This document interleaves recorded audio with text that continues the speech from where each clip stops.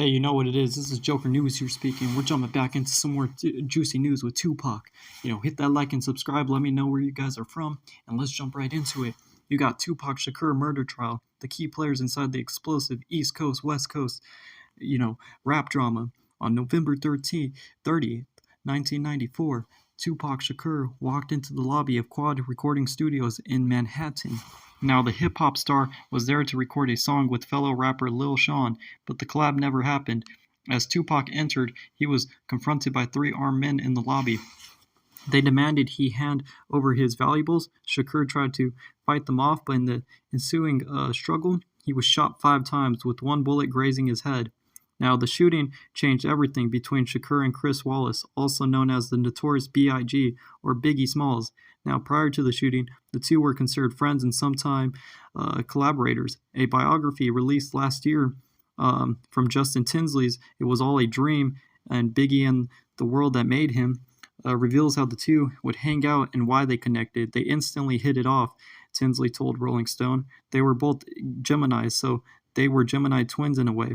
These guys were incredibly close. Tupac would have Biggie over his house when he was in L.A., and then he would have him sleep on his couch. Tupac respected that Big was really in the streets and he was doing what he was rapping about. And obviously, he loved the fact that Biggie was such a gifted lyricist and wordsmith.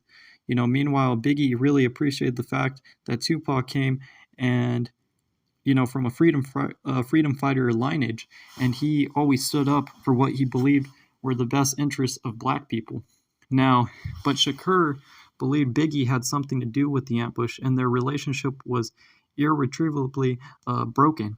While being taken out on a stretcher, Shakur allegedly flipped off Biggie and other associates with his Bad Boy record label.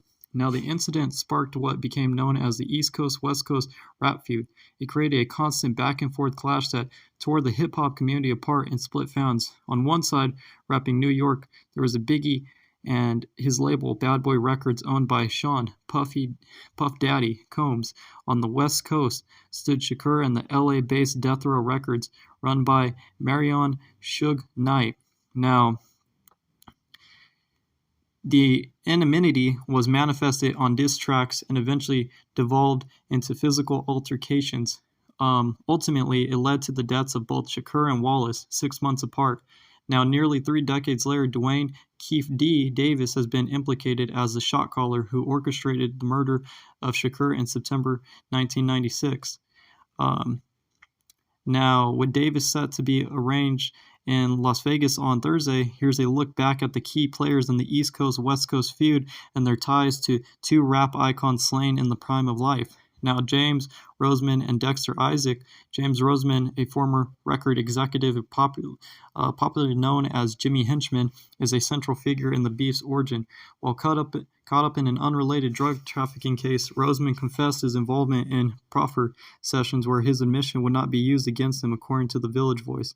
Shakur himself accused Roseman of responsibility for the crime in the song, Against All Odds, but Roseman didn't commit the crime directly. A man named Dexter Isaac cited Roseman as the ringleader of the 1994 shooting, telling Hip Hop that James Roseman hired me to rob Tupac at the Quad studio. Neither was ever charged for the crime, but both are serving life sentences for other crimes.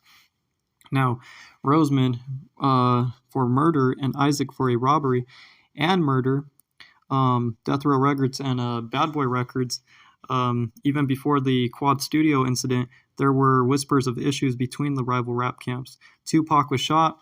There was this mystery around who it was that actually shot him, and then there was a speculation that Biggie and Diddy were involved, said Fred, the creator of Media Takeout. Now, a news outlet that covers hip-hop, celebrity news, and urban culture. And then just in the midst of all the speculation, Biggie and Diddy dropped this song, which means to be a mega hit, called Who Shot Ya? That's how it turned. It went from maybe like just whispers to like issues between them to turn into kind of something that everyone was talking about. Now, Shakur himself openly accused Biggie and Bad Boy Records and Combs of having prior knowledge of the attack, and accusation they vehemently denied. Now, both artists use the media and their music as platforms for their frustrations. Shakur's Hit 'Em Up is one of the most damning diss tracks in rap history, taking direct aim at Biggie. Bad Boy Records and their associates in vowing revenge. It was saying to grab the Glocks, and when you see Tupac, call the cops. When you see Tupac, who shot me? But you punks didn't finish. Now you're about to feel the wrath of a menace. And those are the lyrics right there from that song. That is, some speculation and, some proof right there. But Knight took a dig at Puff Daddy at the 1995 Source Awards in New York City, where he invited artists to join Death Row. He was booed. The jeers intensified when Dr. Dre, the co-founder of Death Row, was named Producer of the Year in response to audience dissent. Death Row Records and the artist Snoop Dogg took the microphone from Dr. Dre and asked the crowd, "The East Coast ain't got no love for Dr. Dre and Snoop Dogg and Death Row. Y'all don't love us. Y'all don't love us. Well, let it be known then. We don't care. We don't care at all," he said. Now, Puff Daddy later took the stage as a presenter and told the audience, "All this East and West that needs to stop, so give it up for everybody from the East and the West that won tonight. One love." Now, a piece of media made the feud more digestible for people, according to Marcus Collins, University of Michigan professor and pop culture expert. Most people blame the cover of that Vibe magazine where you had East Coast versus West Coast, Collins, repeated, saying that, "I don't want to pull all the on us or all the emphasis on the cover being what made it escalate. It just gave it language. And once things have language, they're able to take their own culture." Now, a lot of New York rappers got involved, even if they weren't necessarily with Diddy and Biggie. And Mobb Deep got involved in it too. Nas got involved in it. These are people that aren't necessarily affiliated with Bad Boy. And so it turned into this big kind of New York versus Los Angeles. And quite frankly, a lot of the fans felt like they were kind of, on it too. Now, Mobb Deep, which had been called out by Name and Hit 'Em Up, released Drop a Gem on him as a direct response in August 1996. Junior Mafia member Lil C said in an XXL interview that Shakur was the subject of Biggie's track.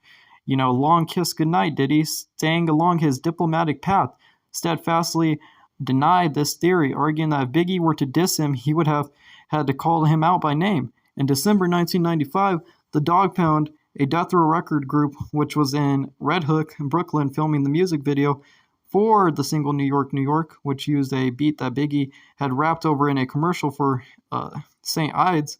Shots were fired at the Dog Pound's trailer on the set. Afterward, a scene was added to the video showing a Godzilla-like Snoop who guessed on the track and crew destroying buildings and cars in New York City. And that's just like some recent news right there. But you guys hit that like and subscribe. Let me know what you guys think in the comments below. Let me know where you're all from. And let's keep these juicy, juicy news going.